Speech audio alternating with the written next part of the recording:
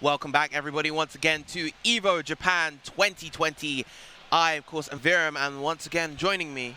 What is up, you guys? Vicky Kitty here, and of course, it's been such a busy day here at Evo Japan. Just 3,000 entrances where the event capped at.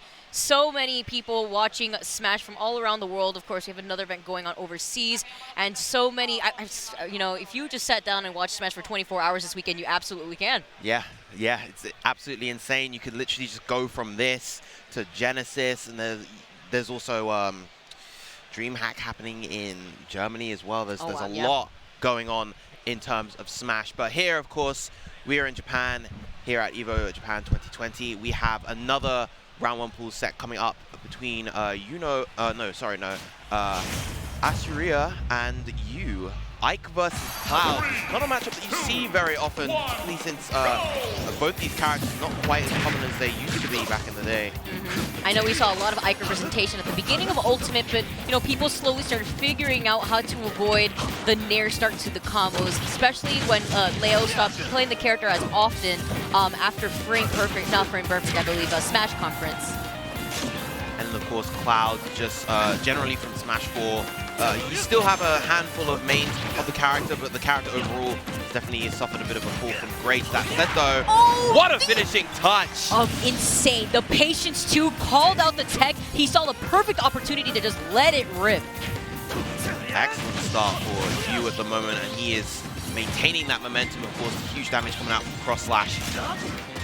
And that's what Cloud is really about in this game. He's not quite as overall a dominating presence. Instead, he gets those hits and they hit hard, racking up the damage incredibly fast. A great call out in that fade in with that back air.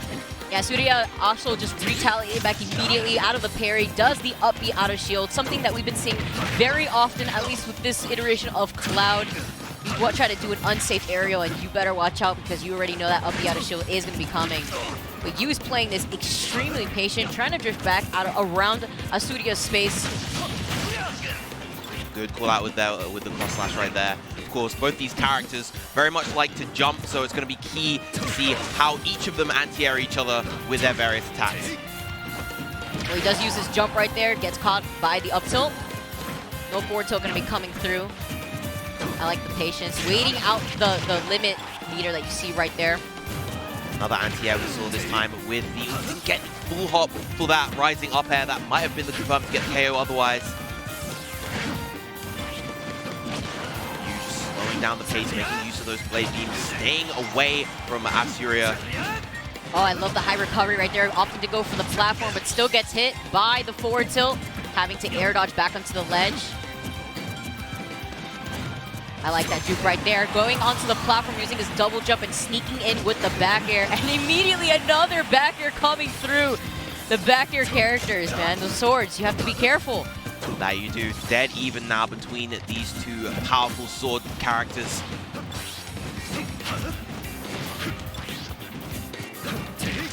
Oh, tries to get the reverse on the nair. Runs right into him to get that grab. Immediate turnaround using the up B out of shield. Yeah, you see a lot of, as I mentioned before, a lot of anti-airing between these two players. You obviously trying to go in with that fast nair of Clouds, faster than any of Ike's aerials, but it is kind of stubby, so A-Syria is going to try to get those whip punishes. Good back air right there. Yeah, he called out the jump too. He used his jump early, but he still managed to get back. Having to air dodge to avoid that neutral B from Cloud. Now this is one of the stronger positions for Cloud, being that ledge trapping position so strong, having to deal with those big aerials of Cloud, the back air, the forward air, as well as that nair as well, very quick. Nice blade beam, good high recovery once again from A-Syria. Yeah, Syria doing really well with these high recoveries, definitely getting away with getting back onto the stage for free, but just still not able to make his way back to center stage to actually finally get some damage in, as Yu has him at 176. From the nair into up tilt, yep, finally. This is where the damage can accumulate, but thankfully for you, diffusing that potential snowball with that back air to take the KO and get game one on the board. Yeah, really tough, honestly, to see that A-Syria was just not able to really play on stage, at least for that last stock. He took too much percent when he managed to finally get back, but of course, that back air coming through, as powerful as it is from both these characters, the Cloud coming through and taking game one. And that's one of those things where Cloud with momentum can definitely be a very strong, oppressive force. When he knows your defensive habits, he can rack up a ton of damage very quickly. We saw that in the last part of that game. But he can, at times, struggle to find those KOs. You know, if you stay away from those limit moves, if you play intelligent in shield, you're going to be living to very, very high percents. And as a character like Ike can really make use of that rage that may play a factor in the rest of his set. Now the patience right there, rolling back onto the ledge despite holding shield for quite some time. That up, he did shield poke for what it seemed right there. I like the drift back to catch him on the platform. Very, very nice coming up from A-Syria now. Feels like something in general has clicked. Maybe now that he has the lead, he's able to control the pace a lot better. I'm loving the use of these up tilts just to kind of answer you coming down. Excellent back air once again. He has to be careful with how he fades into the stage like that. Yeah, now opting to go for the ledge invincibility, actually just holding in instead and falling susceptible to getting hit by that back air. And wow, okay, using the side B, not going to get punished for it, just maintaining stage control, or rather just get away from the ledge situation after what we saw the last game. Yeah, definitely a bit of an unorthodox option, but in those instances it can work out. Wow, he baited him too, for charging the meter, forcing him to try to approach with an option before he decided to dash back and punish him for it. And now this is kind of taken a little bit of a 180 comparative to earlier on in this game. You know, it feels now that Yu is the one controlling the pace, unable to land the limit blade beam right there. As I say that, A-Syria has kind of yanked it right back. Such a back and forth, tug of war between these two players. Jumping right over that blade beam to the grab.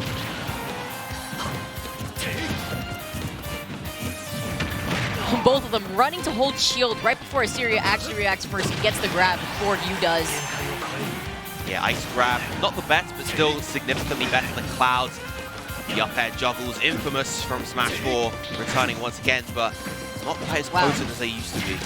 Yeah, the roll back into spot touch into roll once again. Now the pressure, very, very nice.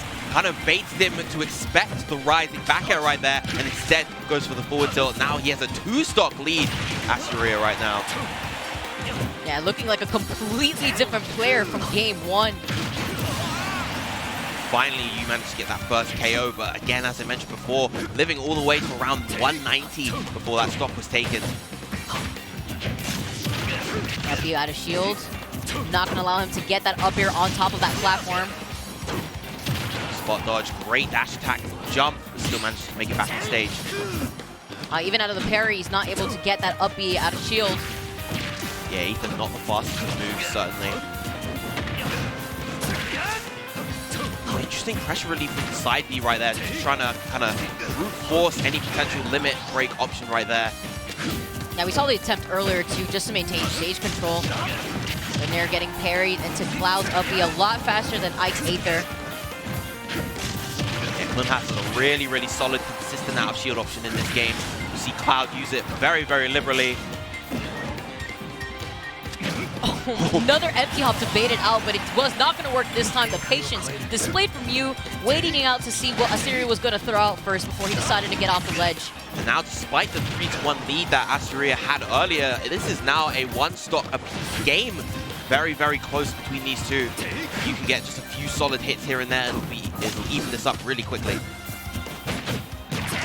Oh, he had waited too in between the double hit of that side B. Good on you to fade back slightly to stay outside of that back air range that time. Again, another great parry into the Klim hazard. While falling off the platform with that nair.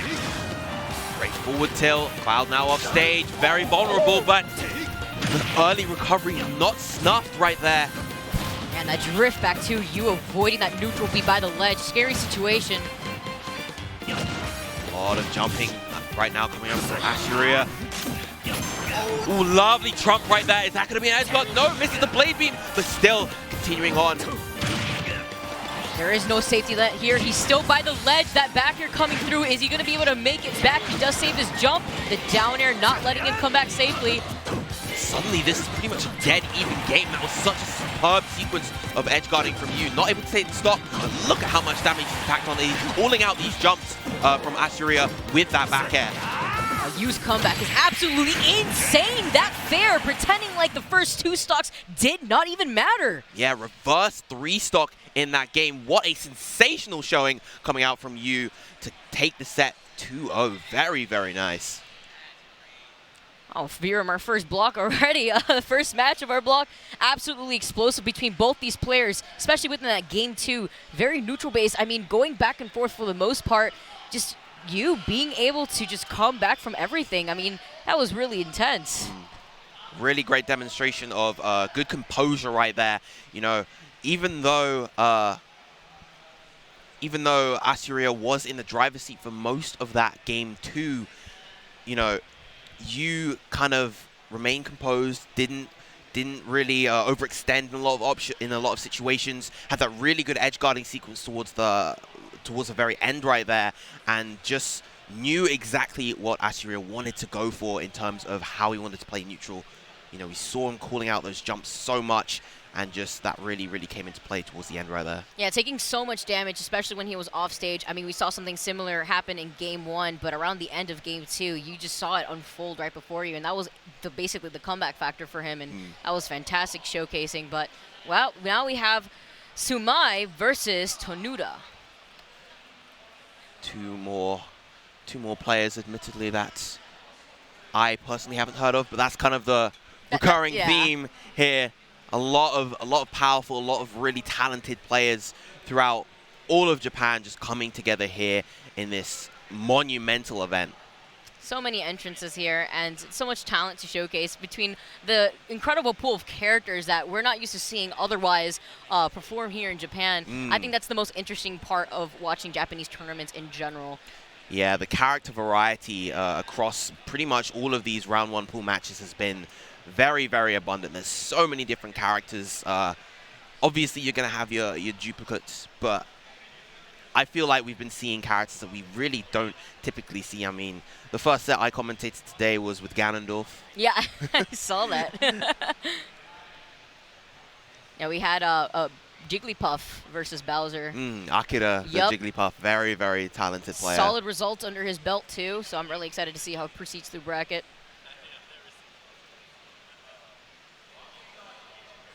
I'm just getting set up currently now. A lot of these players, you know, we have all of today is Wave 1 pools, but with 3,000, you know, entrants, you can imagine this is taking basically the entire day. Wave 2 does start up tomorrow, so a lot of people did get to get out of their pools relatively early, and now they kind of have the rest of the day to practice. Nonetheless, you know, now you have people playing later on in their brackets today.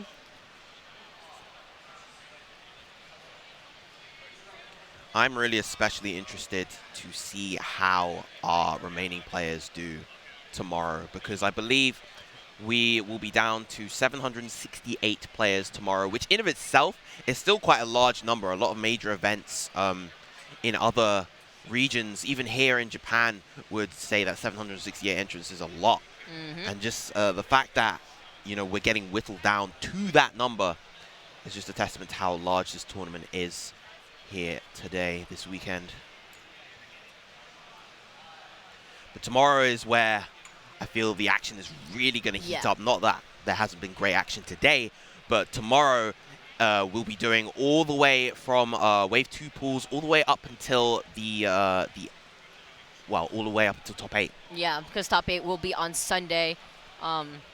Basically closing out everything for Ultimate. Don't think it's going to be starting too late. I think it starts around like 2 p.m. on Sunday here in Japan. 12:30, I want to say. 12:30. Oh, okay. So it's the second, I believe it's the second game that they're going to be showing here at Evo 2020. Second game after Tekken, and then we will have Street Fighter to close. But up next, we have Lucas versus Hiro Yusha here in Japan. Definitely not a character that we see all too often, and a character that makes the lives of commentators here rather troublesome on the English stream. I don't know if you can read any of those. I cannot veer them, but you know what? That makes the two of us. What's great is that Lucas is on screen. Lucas being kind enough to still speak in English, regardless of the country he's from, which is rather perplexing when you consider the fact that Mother 3 was not released outside of Japan. Yeah, actually, yeah. Funny enough, I actually have the game in Japanese, so I can't play it, but I have it as like a display. Start battle. Lucas, Yusha. So what's his name in Japanese? Yusha. Yusha? Yeah. Yusha. That literally just means hero. Yeah. 3, 2, 1, go! Starting off in Town and City, we'll just have to react to the command inputs as they happen. We're already starting off with both a Psych Up and an Oomph. And that's going to be a ton of damage for whatever. And you know he's going for that forward smash, because that forward smash, if it connects with the shield, will automatically break it. And the thwack as well immediately. Seems that the Oomph has expired. Oh and my God, with the Z train across the stage. Untouched so far. We've seen that a few times too. Definitely a little shook at the same time when you get carried across the entire stage. Oh, Shumai is feeling himself. What a start coming out from Shumai so far. Lovely parry into that down smash. We're focusing so much on our hero right now that you can absorb the thwack. Yes. Yeah. Actually, like every character that actually has an inhale too, like DDD and Kirby, can also inhale it and spit it back out. Yeah, it is like an energy-based projectile. Here we go, getting the once Z again into the dash So much attack. damage from that too. He cannot play the game. Wow, only 14% taken on the side of Shumai so far. This is a very, very dominant showing from him in this round. Right, Tamura finally getting Shumai off stage. What can he do with this? Absolutely nothing, because here comes another Zair train instead, trying to finish it off with a down air. The magic burst, spending all that MP only for a little bit of damage. But a great back air right there. Can he get the KO right now with this ledge trap? No, he cannot, because he's getting bombarded by more Zed into the up air. And there, so much combo potential coming out from Lucas. Oh, the drag down. This is the terrible situation you don't want to be in right here, especially with the way that Shumai's playing. He does manage to get back using that back air. Into the forward tilt. That move significantly buffed in earlier patches. That move is deceptively powerful now. I'm shook. I wish you guys could see my face right now. That match was 90% Zair strings right across the stage.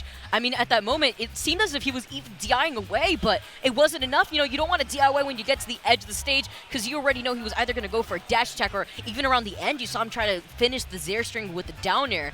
So, really tricky situation. I saw Tamura sit up and kind of like chuckle to himself when he got Zair trained across the stage for the second time, but Shumai just on point. Yeah, that was a very, very dominant game one coming out from Shumai right there. This man looks like it's just another day at work. All right, got my timing down. Kind of doing the Samsora head bop at the same time for every timing of the Zair. Right, big sizzle right there into the Kaboom. 2 attacks into 64%. That is the Psych Up boost. Magic burst. Oh, he tried to use the invincibility from the get-up attack to try to power through the end of that magic burst, but fortunately not going to be enough. He's still going to get hit by it, at least by the ending part of it. There's close range pressure coming out from Lucas as well. Very, very nice use of the neutral air, but immediate, look at all the damage that's being tacked on. Shumai just being relentless in his advantage. Lovely coverage right there to capture the air dodge and just punish it with the long-lasting hitboxes. But immediate answer back, almost getting KO with those fares. Accelerator, so good for Hero. Tamura getting it, not going to be able to get the next Zair right there. Going a little too high with the jab. Trying to drift back to try to predict a tech roll in. Of course, it's a much closer game than the last one, but even then, it feels like Tamura is having a really hard time dealing with Shumai's pressure up close. Another forward tilt. Real high recovery. with the swoosh. Kaswoosh. The kashwoosh. Kaswoosh. Oh, turns around, unfortunately, right there. He did definitely want to go for the grab on the other side. Another accelerator. Very good use of the forward tilt. That kind of invincibility on the shield, similar to Palutena right there.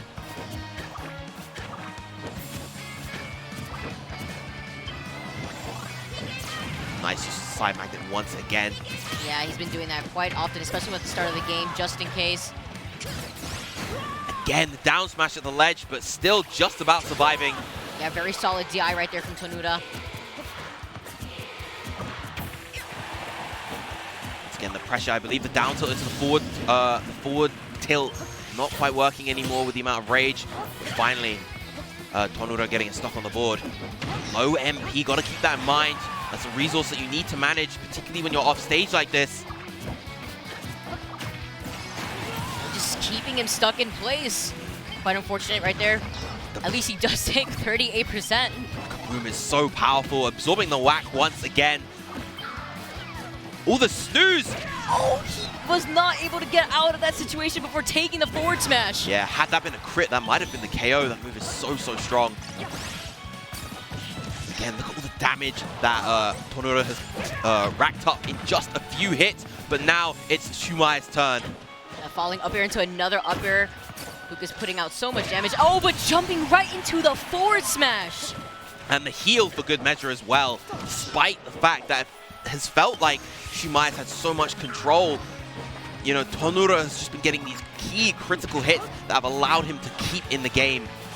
Yeah, I was going to say, he's been avoiding, you know, the Zare strings that we've been seeing across the stage in that game one, mostly all this entire game. Oh, he didn't have enough MP to make that recovery. As mentioned before, managing that resource is so, so important. And as a result, he lost his final stock, and that'll be 2-0 to Shumai right there. Way more solid of a game, at least, that game two, but nonetheless, such an insane display from Shumai. Wow.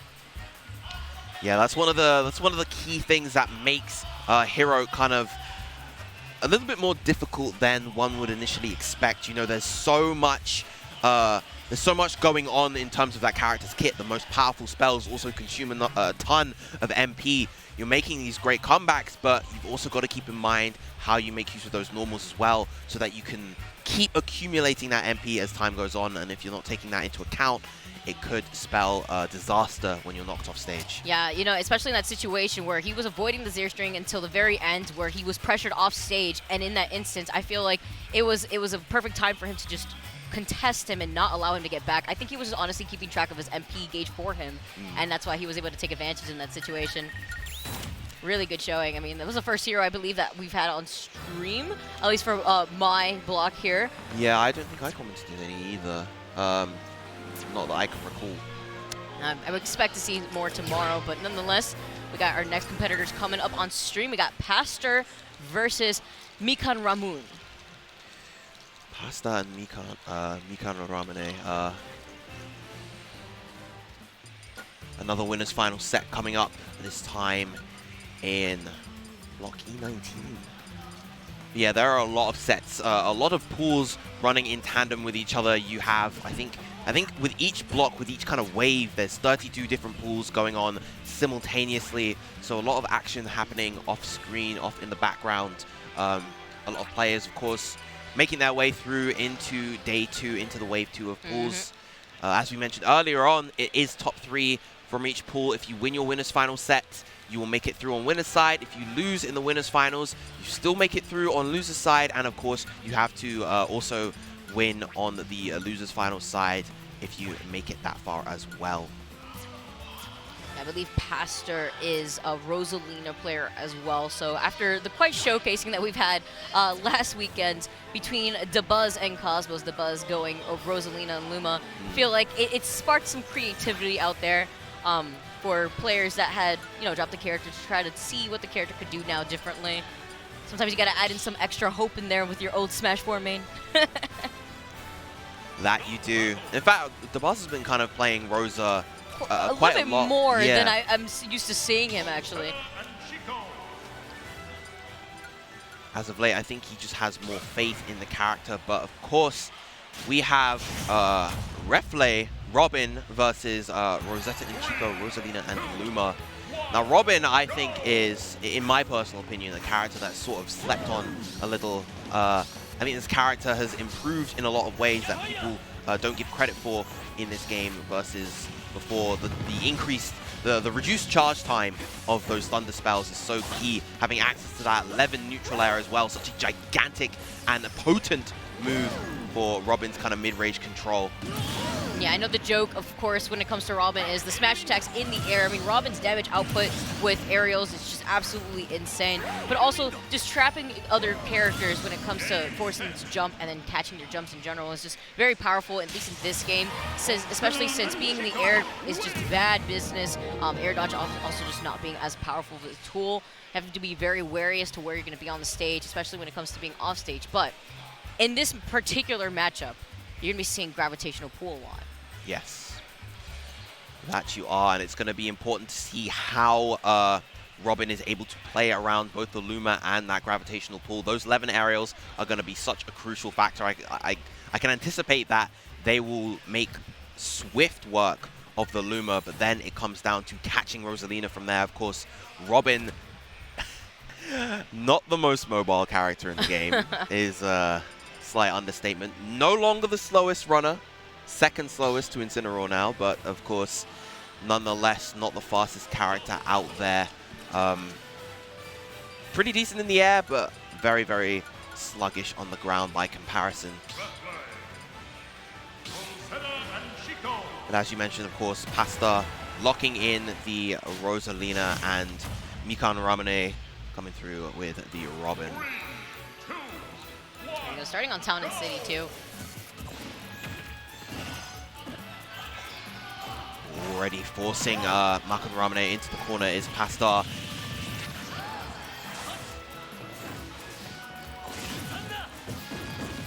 Oh, Thunder coming through, getting rid of the Luma right away.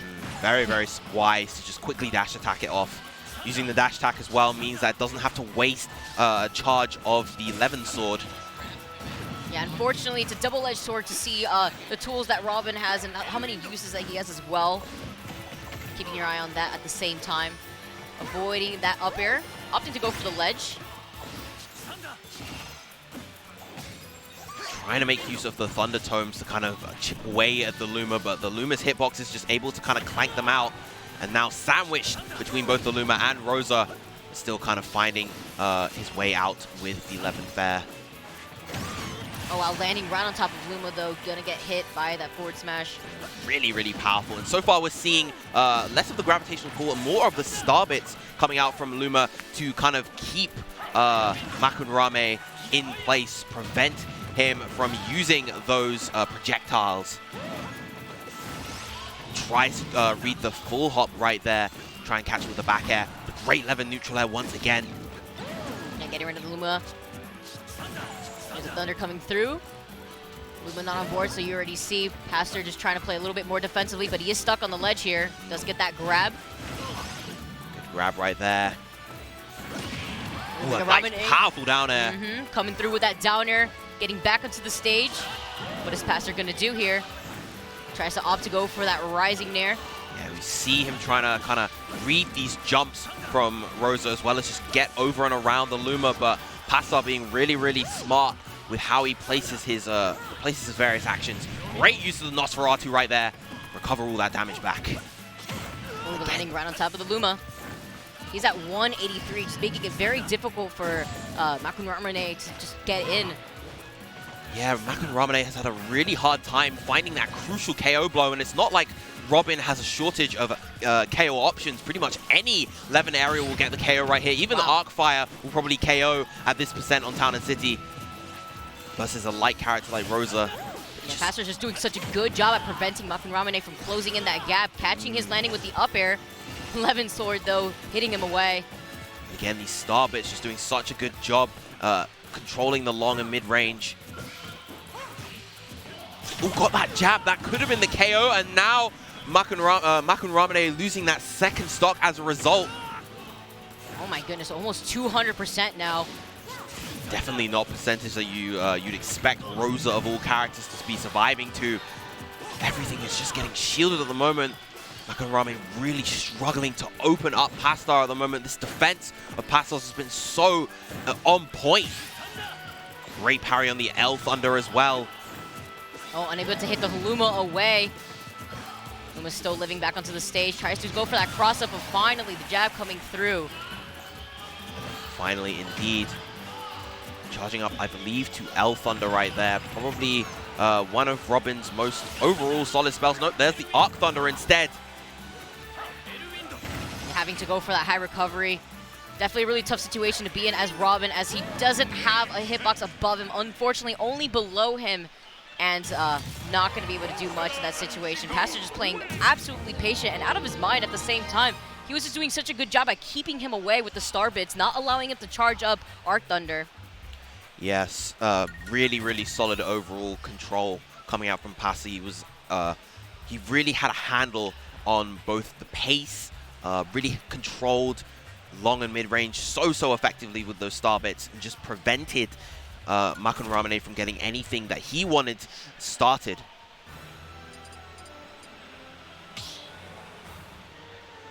Honestly, I feel like a little bit of the stage was at play there too, just making it difficult for Makkuro to be able to close in that gap and not really able to contest Rosalina above.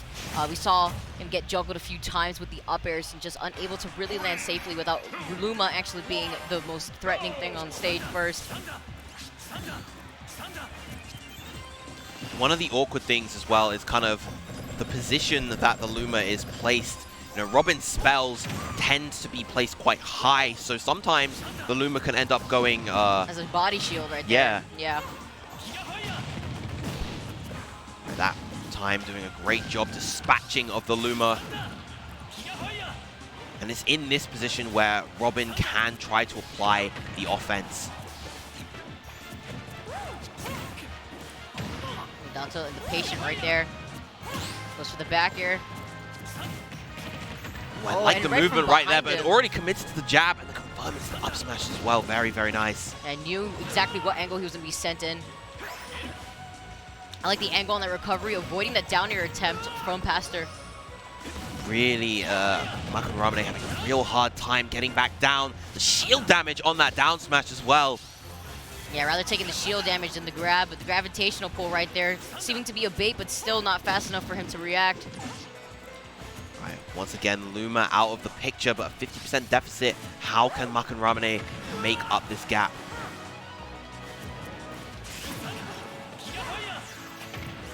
Wow, and then Luma actually coming out right on time to contest him trying to approach after the arc fire. It was funny right there, because actually after the dropped tome, the gravitational pull actually made the tome hit Robin in that instance. Still hanging in there. Not gonna be the KO off that forward throw just yet. Ooh, the down air, just perfect timing this time around. Such a large down air overall, too. Big old halo just dropping down to get the meteor right there.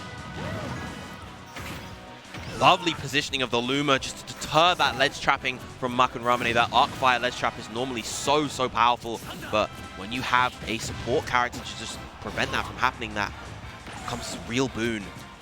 Although he does manage to get the Luma away, the arc fire, the rising arc fire, not going to do much.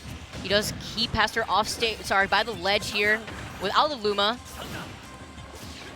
Again, so far, Pastor's defense has just been so solid. Makkuro has not been able to capitalize fully whenever the Luma has been gone, just because of how well Pastor has been playing the solo Rosa. And the consistencies too, following up after Luma all the time. Finally getting Luma away again. A lot more consistent this time around. Finally closing out the first stock, not letting Pastor live to 200% this time around. Yeah, 160 instead. Trying to get that up smash versus neutral get up, but a little bit too early on the timing. Yeah, just getting out this corner versus the duo, star duo, is just so difficult for Robin in this instance, and a full stock lead now for Pastar.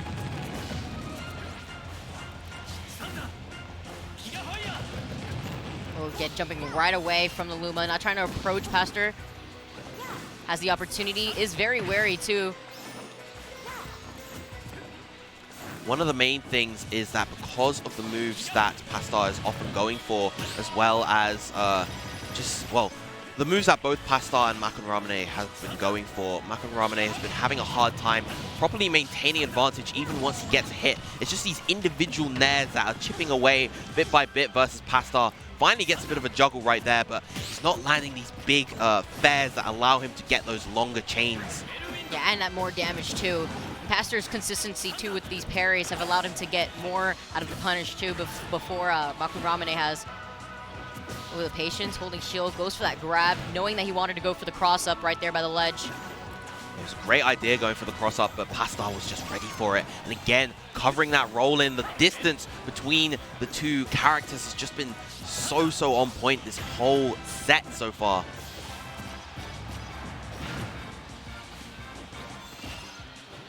Gonna have to air dodge the ledge, not trying to recover low, but Luma coming through with the up smash instead from below the platform.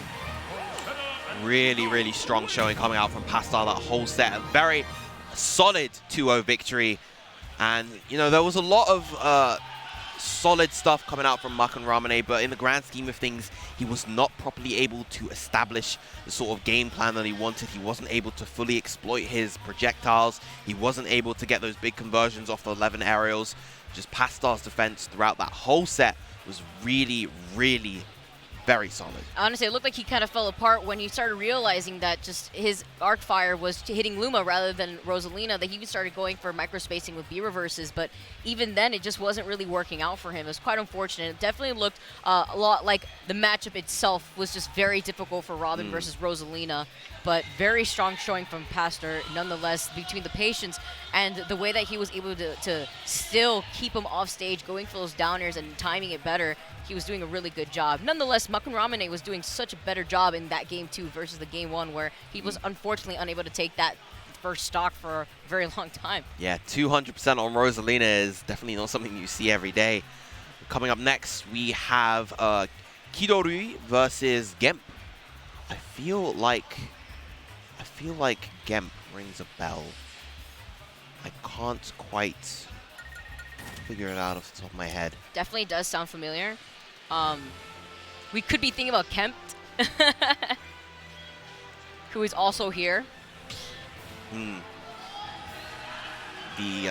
top rank Villager and Isabel currently ranked 16th, I believe, on the Japanese power rankings, and I think kind of seen sort of like as the spiritual successor to Renai is kept, but yeah, living miraculously, right? Yeah, of course he's not on the screen at the moment. But our two players are getting their characters at the ready, tags locked in, controls set up, all that jazz. It's been a good time overall. I mean, besides the fact that we've got a little bit of a lack of chair situation going on here. The big crowd still forming behind Ultimate. As the pools are dwindling down now too, people are, you know, kind of retreating. We're basically reaching around the end of the day where pools have been are just being finalized, where we are reaching winners finals. Whereas you were mentioning earlier about like 30 pools gets done per like 2 hours, so. It's very impressive how effectively everything has been run so far at this tournament. I believe Umeki and his team, you know, typically the ones responsible for the Umebura events, they are the ones taking the helm for this Evo Japan, and they've been doing a fantastic job so far. Shout outs to all of them, as well as the wonderful guys working production as well. They have they've had a long day so far, and it's not quite over, but yeah, I know everyone's doing a great job. Some people flew in yesterday too, and you know, the time difference could definitely take a toll. No, it's pretty late on the East Coast right now. Shout out to me. my internal clock right now is crying, but no, we're out here. Yeah, it is.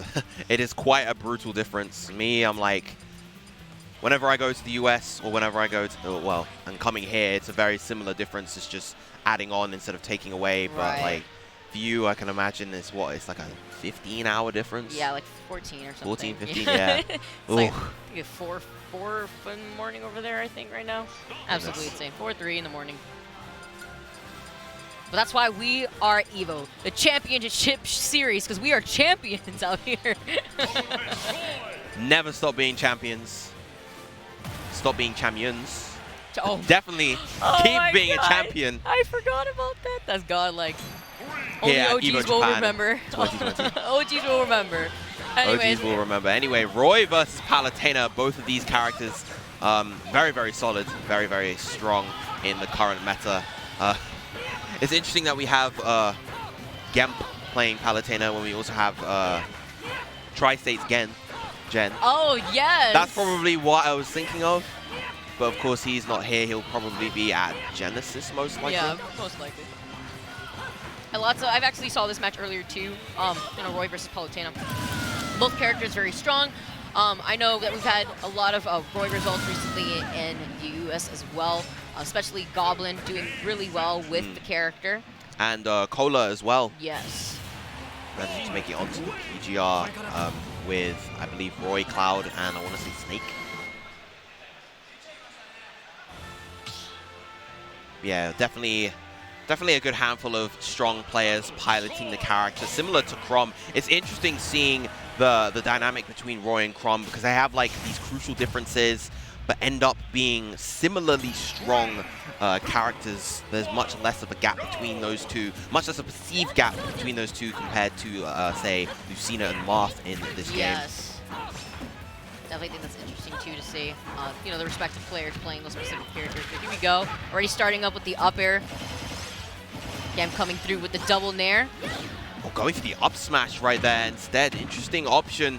I'm not sure if that was intentional. Great counter right there, and that'll be the stock. That is one of the unfortunate things about Roy. Definitely very vulnerable off stage, particularly against characters like Palutena, who has that nair, who has that counter to just tear him apart. Down throw again into back air. And this time he actually didn't DI in, but he did jump, and that up smash did clip him right there. Sour spot up smash. Now full stock lead for Gimp right now. A rising nair.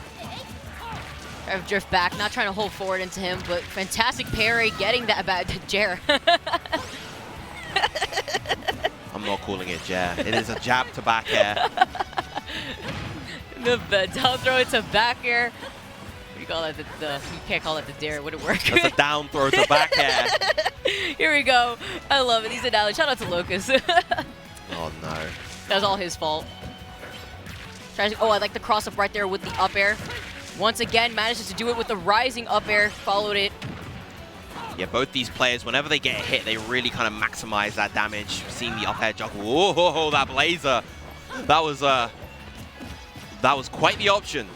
He tried to call it out right there on the platform. Ooh, falling right there to the nair. Not going to get a counter this time around. Gimp finding himself now by the ledge for trying to overextend. Pretty much a full stock lead for Gimp though at the moment. Kidorui getting that jab into the back air. That jab, such a strong ledge trapping option right there. Often you see Chrom and Roy players try to go for the flare blade, and it is good when it hits, but that jab is just such a low commitment option that the opponent is forced to respect. Triple nair into the double triple up air. Very, very nice damage, and now suddenly this game is much, much closer than it was at the start, despite a strong start from Gimp. This is all Kidorui at the moment.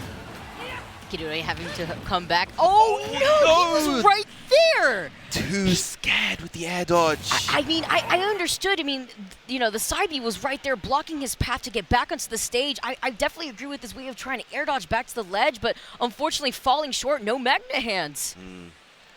Yeah, definitely way too low for that air dodge right there. I'm surprised. I thought that he was just going to go down and like just up B. Yeah, and up B to the ledge. Unfortunate considering how effectively he was coming back. If he can maintain that overall momentum that he had right at the end of that game, we could potentially see a game 3 between these two if he's able to capitalize on that momentum that he had at the end of that first game. Yeah, especially how the beginning of that game started too.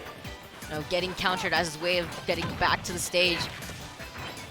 Good stuff on Gimp too, just capitalizing off of Roy's off-stage game. Yeah, that's been definitely the key factor for Gimp throughout this set so far. And the Roy juggles once again, those up airs so powerful. So much damage coming through from Kidori. Oh, manages to get the side B after whiffing. Double edge dance. Lovely damage coming out from that. And the rising side B. Double-edged dance not fully connecting that time. If it did, that might have been the stock if they got the sweet spot. Again, looking for this jab, knowing that jab to back air will probably take the stock in certain positions on the stage.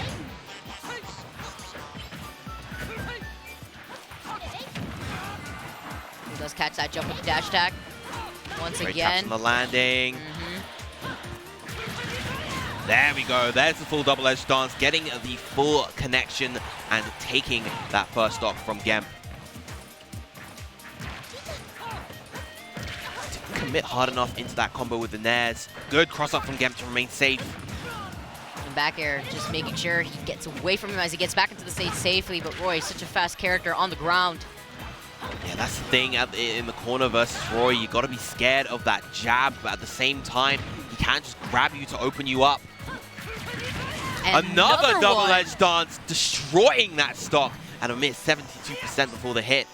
Catching him off guard too, just jumping in before he does the double-edged dance. As I said, that momentum from the end of game one really doing Chidori so many favors, but now it's Gimp's turn to get that damage. Great use of the nair, but a good recovery to make it back on stage. Yeah, avoiding that third nair actually off stage right there definitely would have been a bad situation for him. Good spot dodge to avoid that grab. Getting a grab of his own as well.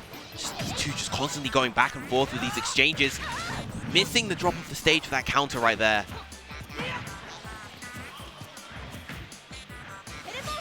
Getting the ledge trapping with that jab. Just looking for these opportunities, looking for these openings. Getting a little too greedy right there. The back air coming through. The last hit of nair sending him away. Having to go for the high recovery. Great use of that platform. Utilizing a way to recover up high safely. Oh, a little bit too steep on the angle, and now last stock game once again, but still Chidori with a oh my goodness, what on earth happened there? The run off stage into fast full air dodge, that is such a tragic way to end the set. I don't even know what to say to that. I feel tragic. Like, that was unfortunate. Wow, no. Both players taken aback. I mean, we take those? I mean, I guess we do, but man, what a way to end such a strong second game. I mean, he was coming back. Yeah, he had the lead that entire game, and then just that happened. The SD with the Blazer, just miscalculating the angle, and then just running off for zero. I just don't know what to say at that point. I mean, he wasn't even anywhere near there at the same time. He kind of just like threw himself off stage. Yeah, it was... Maybe the nerves, you know, that's also... I always like to consider that as a factor, yeah. But just at the same time, that is definitely such a tragic way to end a comeback when you were basically winning the entirety of that game too, and, you know, trying to bring it to game 3, and wow, unfortunate.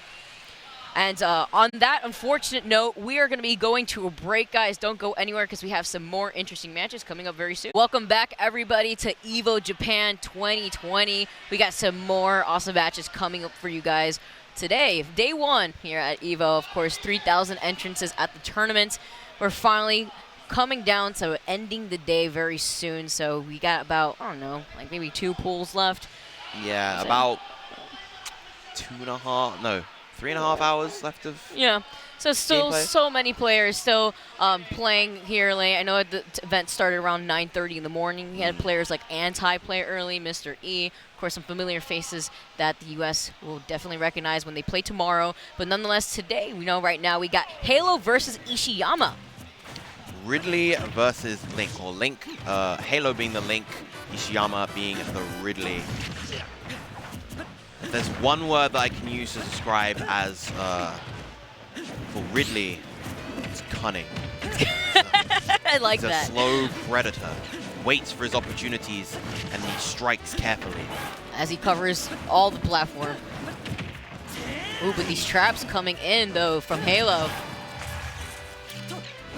Getting rid of that bomb. Instead, oh my goodness. The stage spike with the bomb right there. Not ready to tech that was Ishiyama, and now a full stock deficit. Yeah, perfect bomb positioning right there too. Double back air into up B. Okay, Halo starting super strong here, only 63%. Where here he has Egiyana at his second stock, just trying to find his way to get in, and immediately like that with just one forward smash. As Viram said, very cunning. Cunning and powerful in the right opportunities. Sometimes Ridley can have a hard time finding those KOs, and sometimes your stocks can just blow up early versus the character. And there, such a crucial move. Good capitalization on the lock right there, getting that quick dash attack.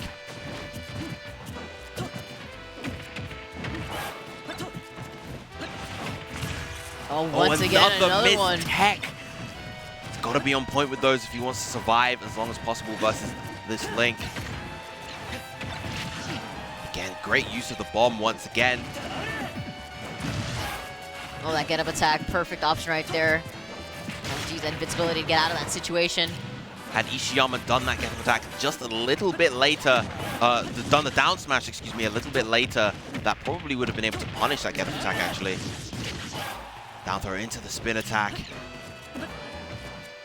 This is definitely looking like Halo's game to lose.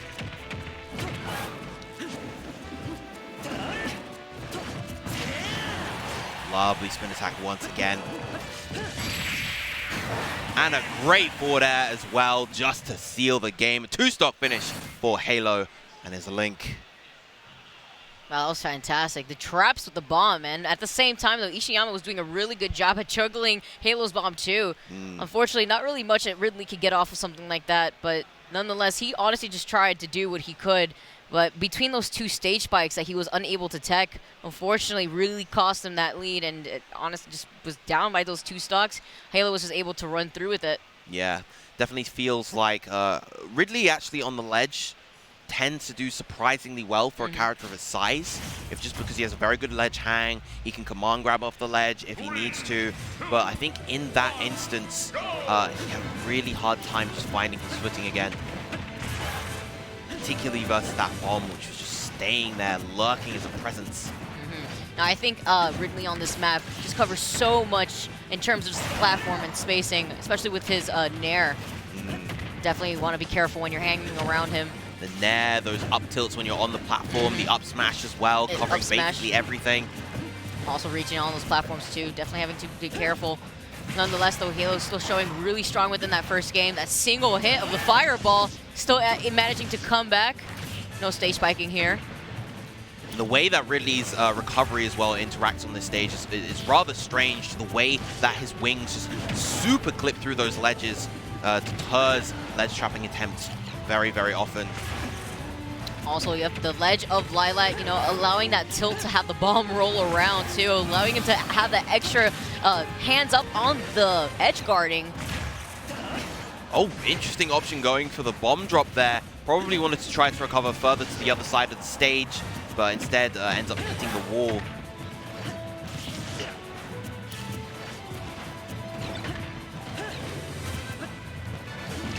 I like that empty hop actually forcing him to jump on top of that platform. Tries to go for that side B command grab.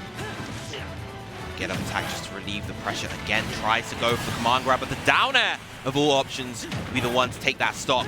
Yeah, paving his own path to get back onto the stage. Of course, Halo finding himself in that path of destruction. Feels like Egiyana at the moment is having a really, really hard time just kind of getting those hits. It feels like Halo in almost all of these interactions is the one that's quicker on the trigger, and a great spin attack to take Ishiyama's second stock. Oh, going for the footstools and pushing himself back towards Egiyana, not trying to relieve this pressure on him. Getting out of that platform situation that we were talking about that really covers so greatly, especially on the stage. Said though, Link does have a big old Master Sword. He is no stranger to being able to cover these platforms effectively himself. Another great Space Pirate Rush right there. Trying to go for the edge guard, good Naz, another great one off stage. Well, having to blow himself up and unfortunately not going to be able to do it fast enough. Good call out on the roll in.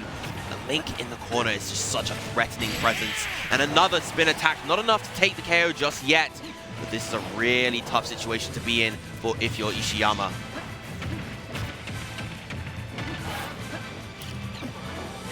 Bomb rolling through, having to get up from the ledge in that instant, forcing him to go into shield. Oh, what fantastic creative use of the slope. That was Ishiyama's counter pick, and yet it came through for Halo right there at the end. Fantastic bomb to take that set with a clean 2-0 finish. Yeah, and the arrow actually that he threw right before he had the bomb out was also just trying to cover below just in case the bomb went a little too high, but his bombs were honestly on point on the ledge, edge guarding him. Maybe not enough stage space that we saw in that game too because he was more wary of it, but nonetheless still catching him when he was trying to recover horizontally. Yeah, just the bomb in particular in the corner and just Halo's overall presence with Link just really kind of suffocating Ishiyama in neutral at the ledge. Just made it really, really difficult for him in basically all situations. Even right there. Trying to go for that footstool setup that we've seen a few times, dealing so much damage when you try to Z-drop the bomb. Fortunately, though, for Ridley, he was able to hold shield before anything were to come out of it. But nonetheless, it really shows you how in control Halo was. Indeed, very, very strong showing once again. He'll be moving forward on the winner's side of the bracket. But next up, of course, we have another set coming up. Ayalin versus Negi. Negi.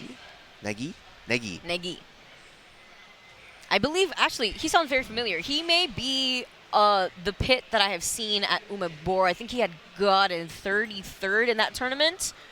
Quite interesting. Of course, we don't really get to see a lot of display from Pit in general. Yeah, Pit is definitely one of the least utilized characters in the game. It's like it's a combination of the character not being particularly overwhelmingly strong, while also not being as kind of like immediately satisfying to play, unlike some of the other lower end characters. You know? I would say considered just like he's always been that middle character. In the last game, it was kind of the same case as well. And I would say he's a little bit on the lower side of mid-tier, maybe, exactly in the mid-tier section that you would want to find him. Yeah, as you mentioned, not as exciting, I guess you could say, when it comes to the other mid-tiers that you could find as well. So that could be it, but his option covers and his aerials are just absolutely insane, especially with ledge, not only ledge pressure, but just on the platforms from below the platforms. He covers so much. Yeah, he's got that very, very quick neutral air. Not the best hitboxes on the move, but very fast. Auto cancels on short hop. Generally, solid enough disjoint on a lot of his tools, even if the hitboxes are a bit deceptive. We were talking about Pit, and Pit is actually not on the screen. We have both Daisy and Snake instead. Okay, there you go. Two better characters. Talking about tiers out here. What if this has just been in button check this whole time to not reveal your player card? I wouldn't be super surprised. I know Anti at the start of today, he did his button check with Snake and then goes Mario in the first game. That is funny. I think that's like the equivalent to like showing up to your pools match wearing like a Mario shirt and then suddenly you go, I don't even know, like Pikachu. Yep. Yoshi fan 68, the Lucina player. You have to start the mind games before the game even starts. This is how this works. But nonetheless, things could have changed too, between tournaments. Picking up a better character, going up the tiers. Never a bad idea. Definitely not. As long as that character that you choose to, that new character that you choose to pick fits you, as long as you feel like you can maximize their potential to however far you feel you can push them, that's exactly what you want to see. Here we go. Island versus Negi. Starting out here on Battlefield, already a Dot Eyes on board, dealing 25% off of one toss.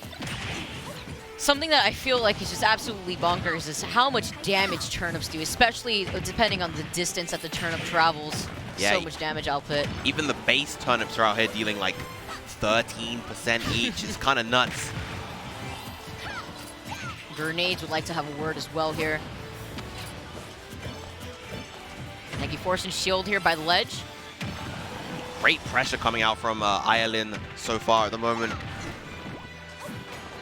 At the winky face. Yep, that's going to break through the Cypher, and Mr. Saturn has come out to play, but immediately thrown off.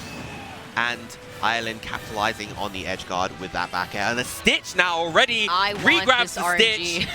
Oh my goodness. Between the dot eyes and the winky face, and now we have Stitch face on board. So much damage. This man just lost his first stock and he's already at 86%. The Stitch face was just laying in the ground after getting dropped, but 2 throws of that led to all that damage. Utterly insane. Blessed by the RNG gods. Can't forget about that Mr. Saturn earlier as well.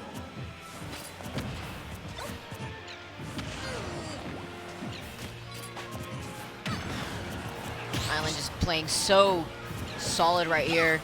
Trying to get that side B, seeing that Negi was cut on in shield. All right, finally Negi getting a stock off with that neutral air. Very, very powerful move, but the juggles with the up air, tasting the rainbow up into the skies, and now Ireland with a full stock lead.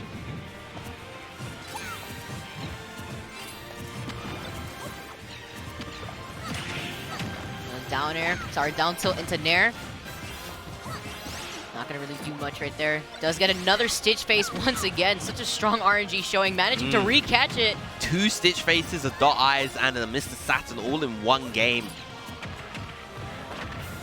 Concerned that he's expended all his good RNG in this one game. What if something bad happens here? And Nikita coming through, getting Island out of the parasol.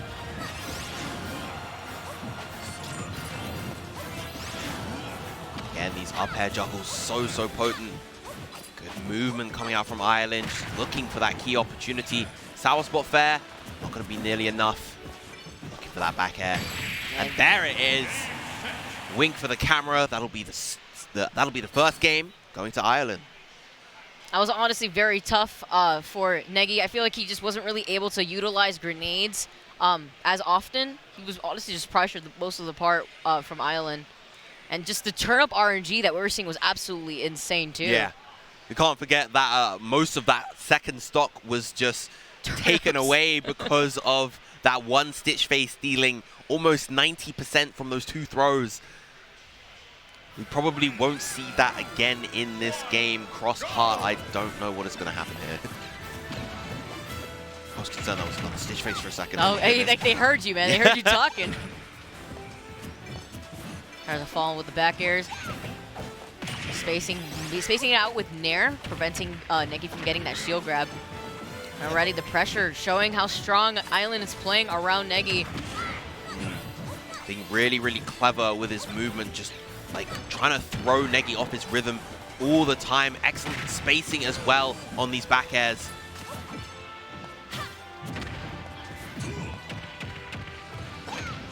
Lovely empty off grab. Another good up air coming through. Into the forward air this time, taking the stock. And another Stitch face comes out. Oh, gets the recatch there, but not going to be able to do another hit from the Stitch face. Still 35 just off of the one Stitch. Is a ton of damage. Negi is just playing from 3 steps behind, it feels. Playing at a much slower pace and is having a really hard time keeping up with Ireland's state of gameplay. And narrowly avoiding that up smash too at the same time. Again, I'm not really seeing much of grenade play, but still at least using the Nikita point blank. Trying to keep him away. Does get that parry. Opting to get that stage control to just resort back to using the grenades finally.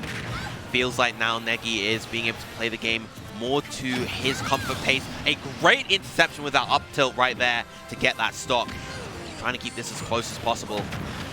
The movement coming out from Ireland once again. Interception, good air dodge. Yeah, you saw him trying to go for that Cypher. Negi getting out of that situation before getting hit by that fair though. That dash attack crossing up.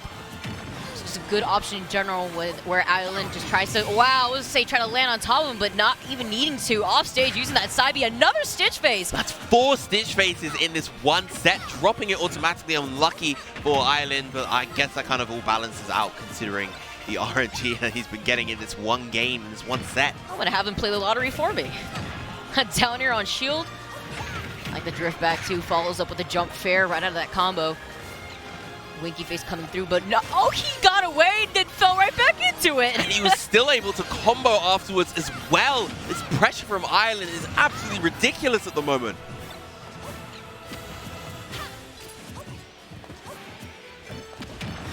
Tries to go for a grab, even though he was trying to space him out with these back airs. And another snipe with the... Wow! And the side B! Finding him like a sitting duck, knowing that he had barely anywhere to go after getting hit by that turnip. Great setup from Island and just his turnip play in general. I mean, I want to say at least 85% of those conversions just came from a turnip. That was absolutely insane gameplay coming out from Island's Daisy right there. All the cards were in his favor. He drew the top deck. He got the full house right from the start. Just all those Stitch faces. 4 in 1 set across 2 games. Craziness. And just overall really fantastic gameplay. You know, his movement with the floats, the pressure with the back airs, the juggles with the up airs, just all those components really came together very, very well for him. Good stuff coming out from Ireland. But next up, of course, we have Fujita versus Danger Cat. From USA. Mm-hmm.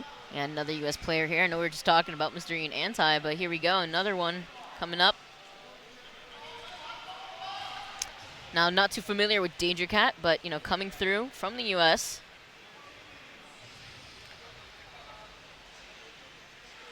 Does this game have a cat character? I feel like I'm forgetting, like, an obvious character. A cat character? Yeah. Because obviously you have Isabel, who's a dog, and, like, Lucario, who's also a dog. Incineroar. Oh, yeah. Duh! Incineroar is basically the Danger Cat. He is. I mean, I feel like that's a song. There's Danger Mouse. There's a series called Danger Mouse. There you go. His name is Danger Cat. He's going to play Isabel. Or Lucario. Literally or the antithesis of a Danger Cat.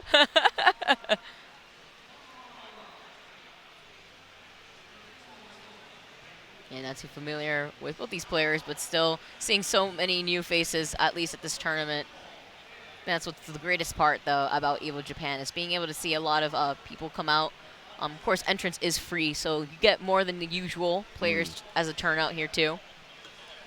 Yeah, a ton of people came through, and I believe this tournament capped incredibly quickly. Once Smash was announced as a main game here at Evo Japan, it reached that near 3K cap in a couple of days. That's just how enthusiastic Japan is in terms of signing up for these events. You know, the Umaburas, the Sumabatos, they cap within minutes typically, so it's like you need a special reservation.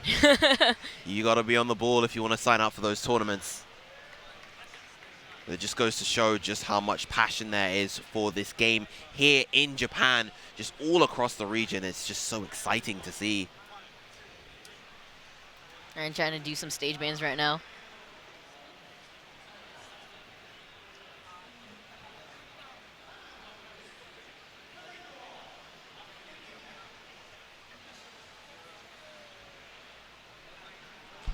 That's always the interesting thing, seeing how Smashers try to overcome the language barrier. Of course, we see it quite often when the Japanese players come to major US events, but here, a bit of a role reversal. Yeah, that's why I actually like it when events have the maps basically set up next to each station, so that way you guys could do some strikes without having to really, you know, communicate.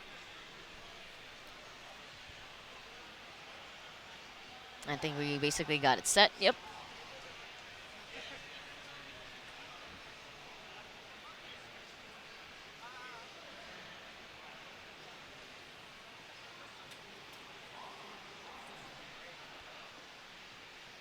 Oh, someone forgot to put their tag in. Oh, no? Oh, they have to do player 1, player 2 for the stream. That's why. I mean, I believe there's a quicker way to do that. You just have to exit the... You don't have to go all the way back. You can just kind of select the controls here, but... All the spaghetti. It's all good. You know, resorting to town and city, guys. Got Terry Bogard. Terry Bogard versus Bowser Jr. I don't think Bowser Jr. is a cat, but he sure is dangerous. Little tyke, crazy little boy. But yeah, Terry versus Bowser Jr. Definitely, I can't say I've ever seen this matchup played out, but it'll be interesting to see just how it plays out. course, the patented jab power dunk already coming out from Terry Bogard, using the power wave to nullify the Mecha Koopas. Ooh, keeping him sandwiched right there too, but that jab keeping him in place to get in that extra damage.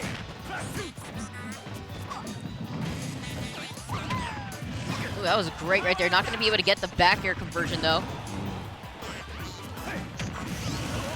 Using all these different projectiles from Bowser Jr. Great catch for the landing. He wasn't even on the ground yet, and that down smash was still able to hit him. Danger Cat off to a great start with this Bowser Jr. so far. Underrepresented character as well. Don't really get to see Bowser Jr. that often. Yeah, you have a couple in the US, a couple spread it around. There's I believe Ketchup. Ooh, the power dunk. Yep, out of the jab.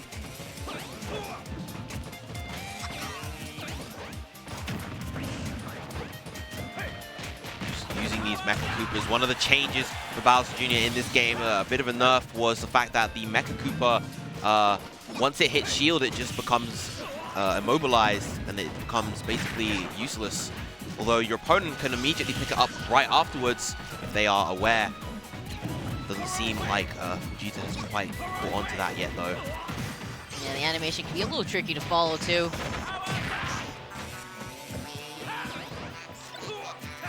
Good catch, but immediately catches it back once again. We're trying to cross him up with that back air. I love the pressure right there between the attack from the up B as well as the Mecha Koopa. And using that high recovery, using the crat chip to get back onto the stage. Getting around Bowser Jr.'s various moves. Of course, like Go is online for Terry, but not anymore. Back air taking out that second stock.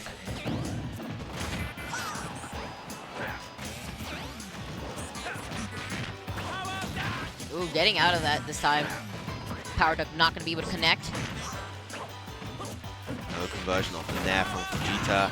Oh, there and we the go. platform allowing him to get away with it too at the same time. Of course, it didn't work the first time around, but he still was able to fall with the down air into the jab. Tries to combo into the up smash after the down air. Usually, I think Bowser Jr. players tend to go for another aerial afterwards, like the forward air in particular, or maybe a back air.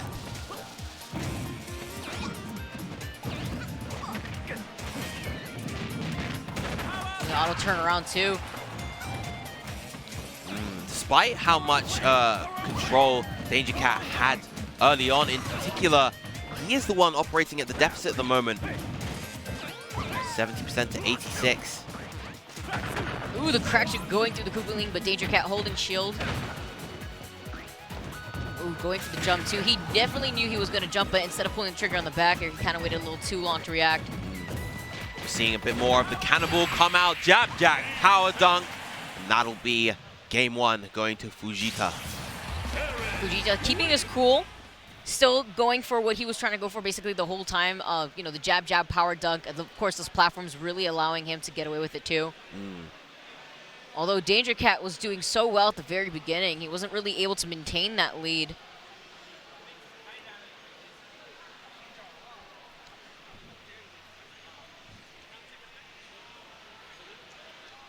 And we discuss the bans now. Yeah, it's interesting to think about what Danger Cat potentially has to do to adapt in this game. It feels like he just needs to be a little bit more precise with his punishes, with his combos. We saw shades of that early on in the game, but he wasn't really able to properly follow through later on. He wasn't able to fully capitalize on those punishes, and Bowser Jr. is actually capable of some very powerful high damage strings, particularly with that up air. That up air is an incredible tool for the character, but switching up costumes, this time we got Larry Cooper. And staying on town too. Of course, we saw what those platforms were able to provide for Fujita. Danger Cat saying it wasn't really the stage, it was definitely me here.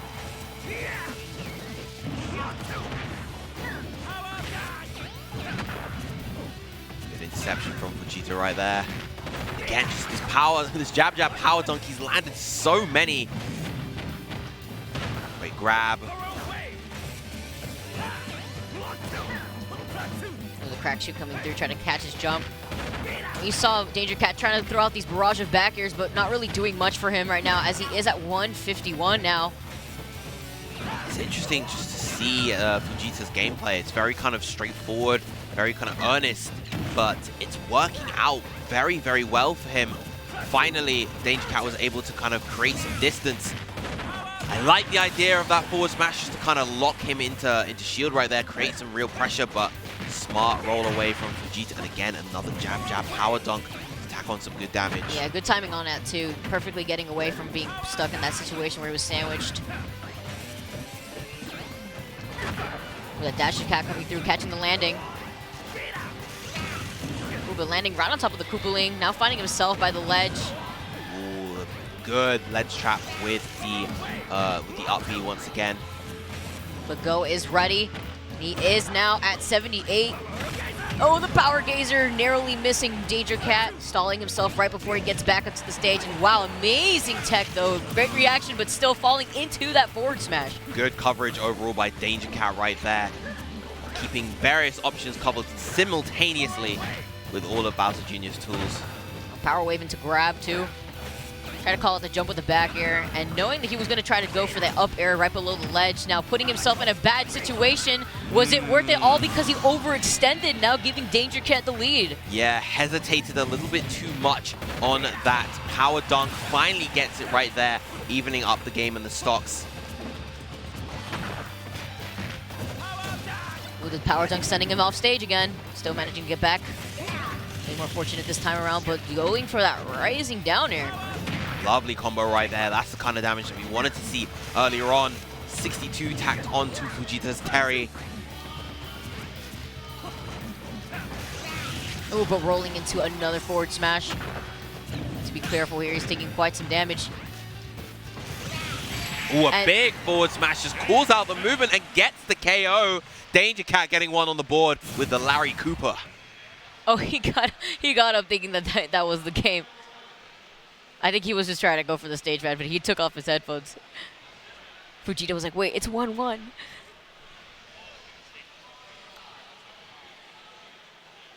think he just wanted to get up to make everything as clear as possible. Probably didn't want to stretch the headphone cord. I don't know how long those go for, but who knows? Triple forward smash at the end. What do you know? Throwing out the Koopaling on the other side too, probably trying to see if Fujita was going to try to take the bait and thinking that he was safe while he was still in the animation of, you know, tossing out the Koopaling and thinking that he could just jump in there. But Danger Cat, you know, clipping him with another forward smash, was able to take it, despite the unfortunate SD though. Not even an SD at that point, to be honest. Fujita just kind of put himself off stage, and unfortunately with overextending at that point, he was going to lose his second stock relatively early. Yeah, always got to be wary when you're off stage, particularly as a character like Terry. Not the best recovery in the world. Moving straight into game 3. Once again on Town and City. We'll try to see if he was going to jump right there, try to call out it with the back air. The Danger Cat racking up this damage already early on. As I mentioned before, that up air is such a really, really good juggling tool. You're able to place those hits effectively. You can string multiple together. And shield pressure too. With a power dunk. Yep. Taking that stock criminally early. Sub 100 before the jab. Bowser Jr. is not a light character. One of the heavier characters in the game. I believe the same weight as Samus, but does of course have that mechanic with the with the clown cart. Koopaling's taking a bit more damage, but the clown cart taking less.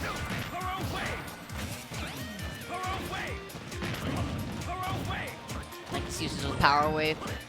Just trying to get the Koopaling out of here. Oh wow, the hitbox kind of remained even after being shielded. Feels like Danger Cat is committing a little bit too much to these forward smashes. Fujita doing a great job kind of working around them, playing this very patient. That was really scary right there. The Go is ready. That could have been Power Geyser. Grab. Back off stage, yep. He's going to be looking for that power, guys, into 2-frame. What fantastic pressure. Got to keep in mind that that cannonball coming down, but once again, jab, power, dunk. Right, yep, now finally taking stock. No more rage or go meter on board. So having quite a stock to climb through, bro. Especially out of these jab power dunks, dealing so much damage and knockback. Finally getting a bit of a juggle. Good damage coming out from Danger Cat. And that's another thing, that forward air, having that landing hitbox, easy to kind of forget about that with Bowser Jr., especially since the back air doesn't have one.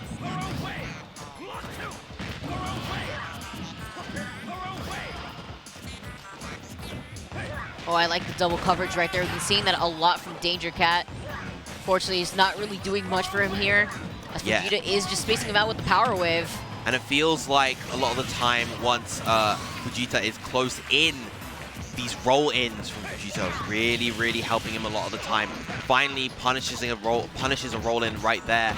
Does Danger Cat, but it's a pretty big deficit.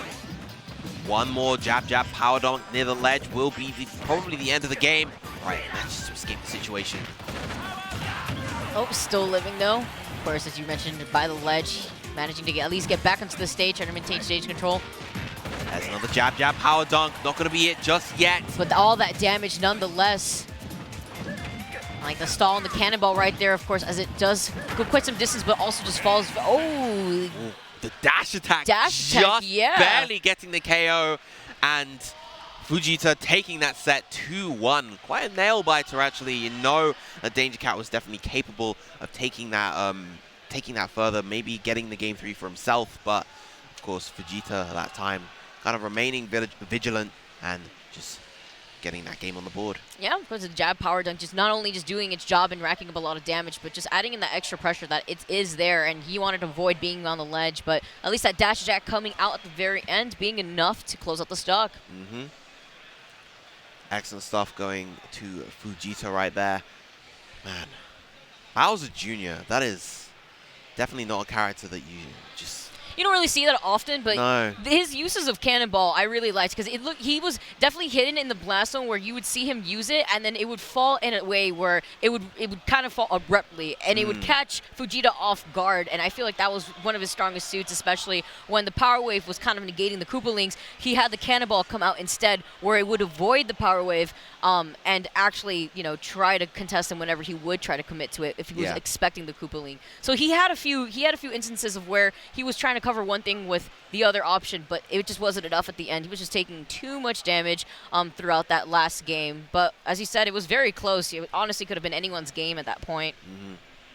Really good stuff to Fujita and Danger Cat. Of course, it's not over. A lot of these matches that we're seeing are winners finals of a lot of pools. So, you know, these players are still in the game. Yep. They're still climbing in through that bracket.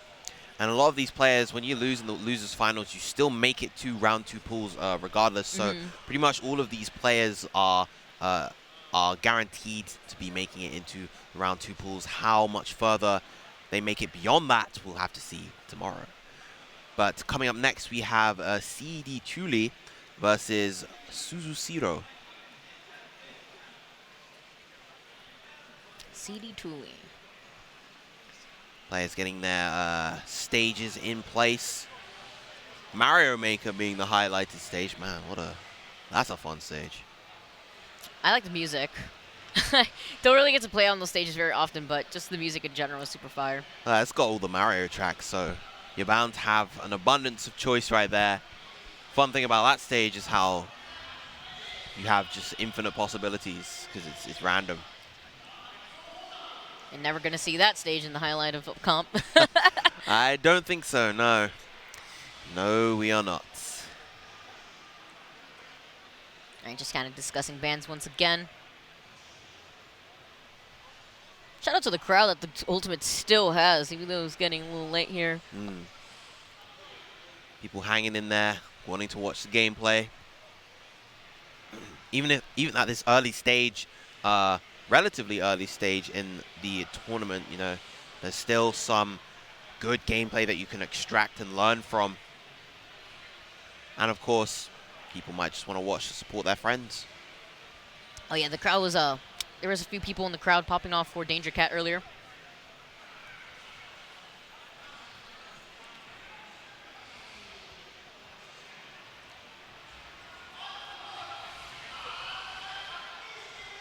I gotta put in our controls. Everyone's starting off immediately.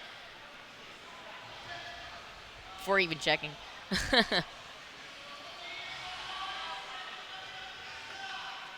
Happens to the best of us. Oh no, we're getting an additional tag entry instead.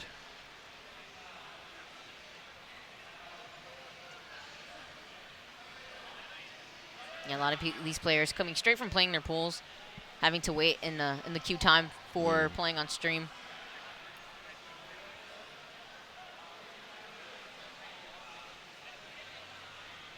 No, not too sure. Haven't seen these players before, so again, that just tends to be the common thing of today in general. Of course, as tomorrow comes around, we will be seeing a lot more familiar faces. But nonetheless, the talent that we've been seeing so far on stream has been phenomenal. Such great close matches in general. Yeah, a lot of close sets. Some less close sets, but definitely a good number of surprisingly close ones.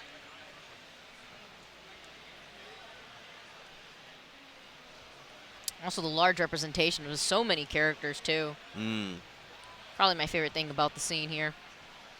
One of my favorite things about this game in general is just there's so many characters, and so many of them have a fighting chance, particularly at this relative point in the tournament. You're going to see some real zany picks, some real wild picks.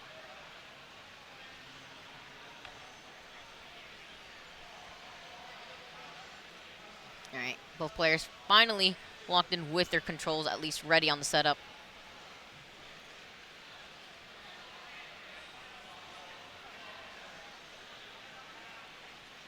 Of course, Pokemon Stadium, I feel like being the new Smashville in this game at least. Yeah, definitely a stage that a lot of people love to just kind of default to. Finally getting locked in. Got the Rob versus Lucina. Not an uncommon matchup, I would say. Yeah, definitely something not quite as out there as Terry versus Bowser Jr. Definitely a little bit more grounded. We're seeing quite a few Robs on the come up, as well as Lucina being such a kind of staple solid character in the meta as well.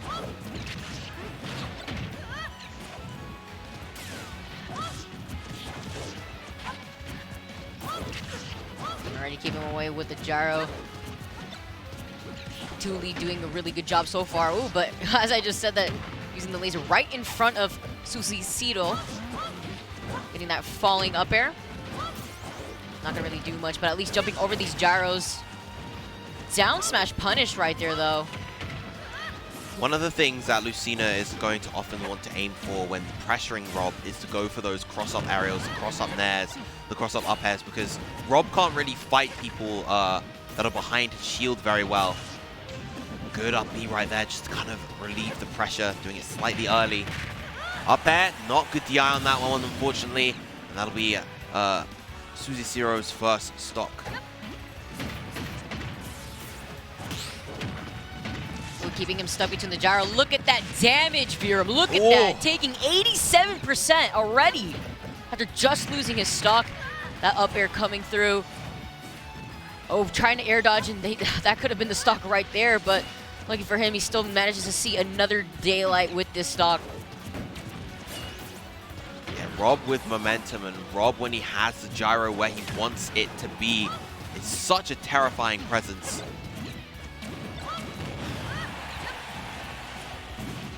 We'll try to catch him with the up air, but looking for Suzushiro, he still manages to get back onto the ledge at least. Still with all his damage, not sure how much it's worth. 165 up throw should be able to get the KO from Rob anytime soon now. Oh, still getting hit by the gyro coming from the great beyond. Wasn't weary of that gyro. When any character throws it up, it stays up there for quite some time. And then there, the back hit of the Nair taking the stock at around 200%, but a big substantial lead for CED Truly right now. Oh, the great tech right there, despite him trying to be a little aggressive, going for the high recovery and the air dodge, and getting hit by that fair. Slowly running out of gas. Yep, there it is. It is gone. First off, CD Chuli. Gone with the wind. But still, this is quite the deficit that Suzushiro needs to make up. Again! Another one! Another SD? How does that happen? Oh. This man's just trying to stop. How does that happen as Rob? You can fly. He's fast spell, dude. Well, whatever happens, happens. Now Suzushiro will absolutely capitalize on this opportunity that CD Chuli has given him. And suddenly, this is a much more even game than it was before. Where he used the forward tilt, the slide on that. Very, very nice. Tried to catch that, tried to space around that with the forward smash punish, but unfortunately, not able to get the hit right there. Suddenly, we are in a bit of a last hit situation, essentially, between these two players. Oh, and the backer coming through, and of course that SD really proving to see how tough it was on CD Chuli. Suzushiro taking full advantage of that, sneaking in that backer and taking the first game. Despite being down, you know, we take those. We definitely take those when opportunities present themselves. It is of the utmost importance to seize them where you can. And Suzushiro doing just that. Although, with that in mind, I can't help but wonder how Game 2 is going to end up playing out. Are we going to see the game playing out very similarly to how that Game 1 was playing out prior to the SD? Or are we going to see Suzushiro carrying that momentum forward into this Game 2 and just using what he's learned to really tear CD Chuli apart in this next game? Yeah, taking advantage of the momentum change right there at the end. I would say CD Chuli, as long as he tries to maintain the gyro control like he did, at least in that Game 1, he should still definitely be able to take the set if he continues on with that. But as you know, when an SD like that happens, it could really falter your mindset too. Yeah, definitely. Sometimes real difficult to bounce back from those sorts of SDs. Let's see if CD Chuli has the mental fortitude to do just that. Already pretty strong start, keeping him by the ledge. And just like that, the situation being reversed. Coming back, not gonna let himself fall without trying to at least glide back.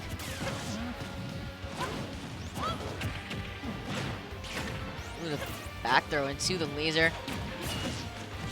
Nice delay on that recovery. Oh, the directional air dodge off stage. That's going to be another SD, this time on the sides of Suzushiro. A rising nair. Not going to get that up smash, though. Try to call out a jump.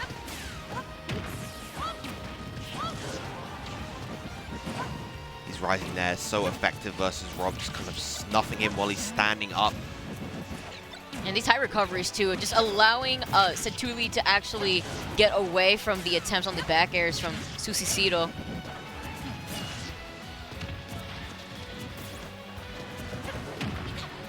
Rising fair right there, and the backer to re-catch that gyro, too. Gyro on ledge. You saw him trying to go for that setup into the up smash, but gyro disappearing shortly afterwards.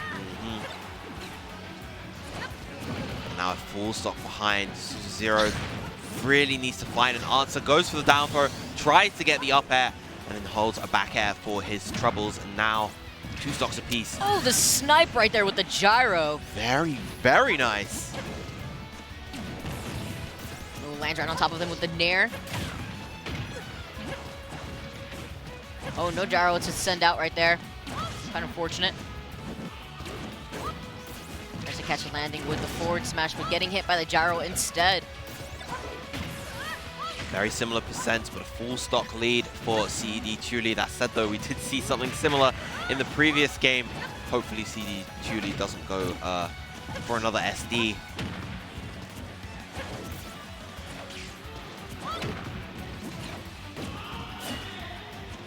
There's corner pressure coming out from CD Chuli right now. Just keeping Suzushiro pinned, but the pressure relieved. Finally now, Suzushiro on the advantage. Trying to go for that rising nair, leaving him open to getting hit as he tries to land. Oh, the air dodge back into the ledge. Smart option to try to get that ledge invincibility. Here's these backers coming through, and another air dodge to get back. Avoiding these backers really well. Ooh, almost gets the snipe with the gyro right there. Tries to go for the immediate up B to prevent the down air from hitting him, but unfortunately that meant that he was not close enough to the stage to make that recovery. Now 1-1. Yeah, that was quite unfortunate. He tried to hit him away, and there was honestly no other option at the same time, because if, you know, he didn't try to go for that early up B, he probably would have gotten hit by that down air nonetheless. Yeah, most definitely. Now in that trap right there, you know, Suzushiro with the unfortunate SD too. It's like, hey man, I'll give it to you too. We got a game 3 going on now in our hands. An eye for an eye, an SD for an SD. A game for a game. And now we'll be moving on to our game 3. All right, here we go, game 3. We've been seeing pretty dominating games overall. I think we've seen maybe 1 or 2 other game 3s going on, so. Between 2 SDs though. Oh, the last hit of that side B, still managing to land on Suzushiro. The up tilt, not into the back air though. Ooh, trying to get that sandwich once again going on and that extra damage, but the gyro a little too far away for that to happen.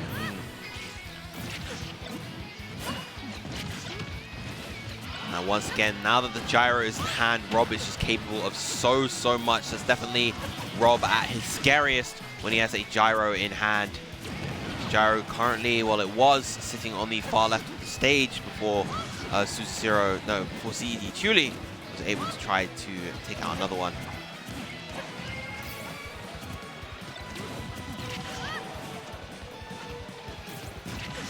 Getting hit, running into that gyro again. Suzushiro being a little bit too aggressive, holding forward.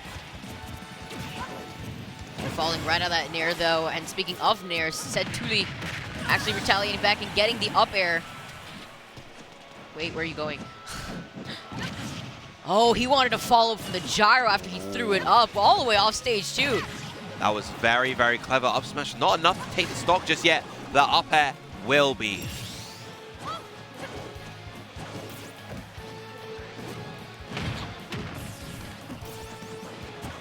Giving the gyro on ledge, but the back air gonna send it back off stage. Tries to go for the rising up air, but unfortunately misspacing it. Once again, this ledge pressure. Probably didn't want to actually pick up the gyro there. I think he would have probably been able to maximize that punish had he not picked that up. Oh, he used his jump right there. Yeah, very nice. Even the slightly high recovery, even after getting hit by that Dolphin Slash, was still not enough to avoid that down smash. And now, Suzushiro potentially on his final winner's side stock. He tried to go for a back air too, but he saw it at the perfect opportunity. Satuli going for the up air to get back onto the stage. And just all this damage output just from getting hit by gyro alone. It really is crazy just how much Rob is capable of doing with that gyro in hand. And calling out the jump too with the back air. This lead is only expanding for CED Chuli. It's looking very bleak for Suzushiro right now.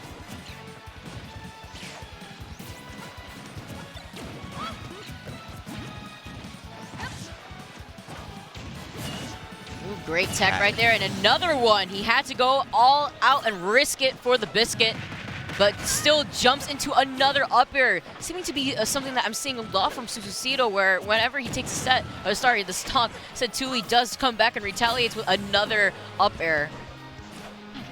129% that Suzushiro needs to answer. And outside of that great sequence in game 1, he's had a real hard time, and that will be the set. 2-1 going to CED Chuli. Although it was a game 3, at least in that game, we had both players at least put in their all. No SDs on board. None at all. Great gameplay from both players. As we mentioned before, CED Chuli will be the one advancing forward on the winner's side of bracket. Moving on to day 2 here at Evo Japan 2020. Yeah, his edge guarding was fantastic and on point. Honestly, against Suzushiro, it was really difficult for him to get back once he had lost his jump, and that's why you saw him conserving in a lot more until that very end, unfortunately, though, when he got hit by that side B. All right, so that's it for us. That's it from us for now. We'll be back with another we'll be back with more Smash Ultimate action after the next break. Don't go Stay anywhere, tuned. guys.